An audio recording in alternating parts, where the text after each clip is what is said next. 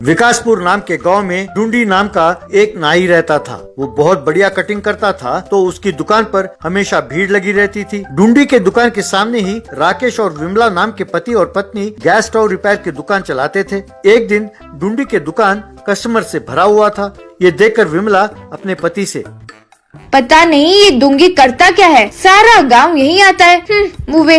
अरे वो और क्या करता है, जो बाल बढ़ जाते हैं उन्हें वो काटता है। ऊपर से इस गांव में एक उसी की तो नाई की दुकान है, इसीलिए हमेशा बिजी रहता है। हमारा भी तो इस गांव में एकमात्र गैस रिपेयर की दुकान है ना, पर तुम क्यों यूँ पाँव पसर कर बैठे रहते हो? तब राकेश गुस्से से, तो मैं क्या करूँ, मैं भी सैलून खोल लूँ क्या?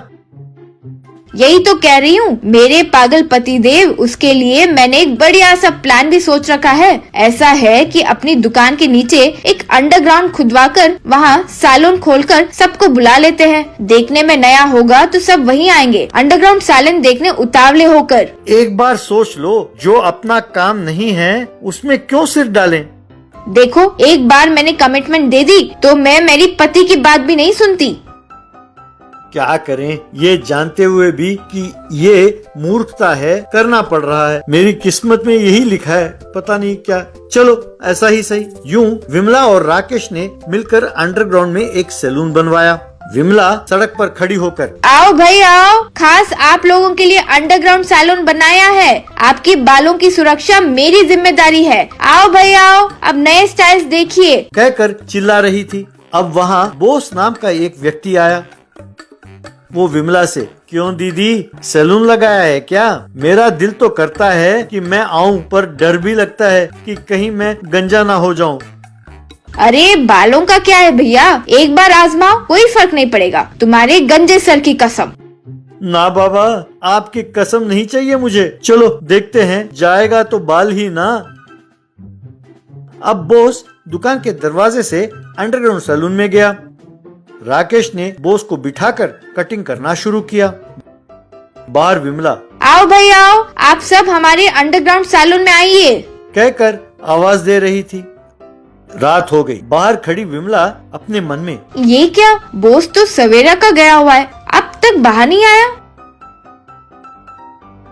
वहाँ राकेश बोस का अब भी कटिंग कर रहा था। ये देखकर विमला, अरे सवेरे से लगे हुए हो, पिटे मुंह तेरे। बस समझो हो गया, कहकर बोस को उसने भेज दिया।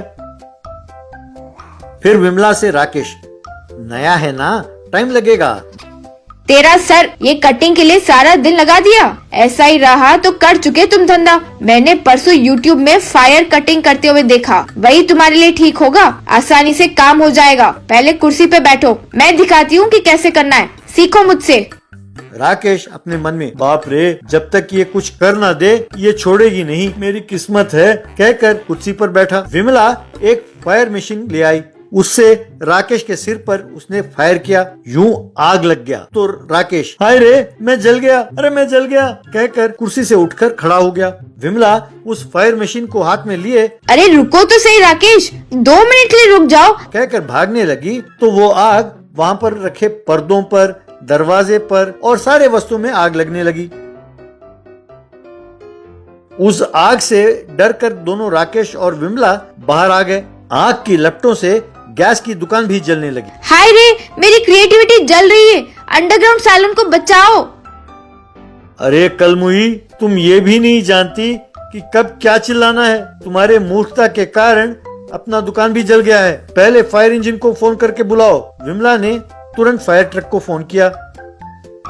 फायर इंजन वहां पहुंची। ड्राइवर ने फायर इंजन से आग को काबू में किया।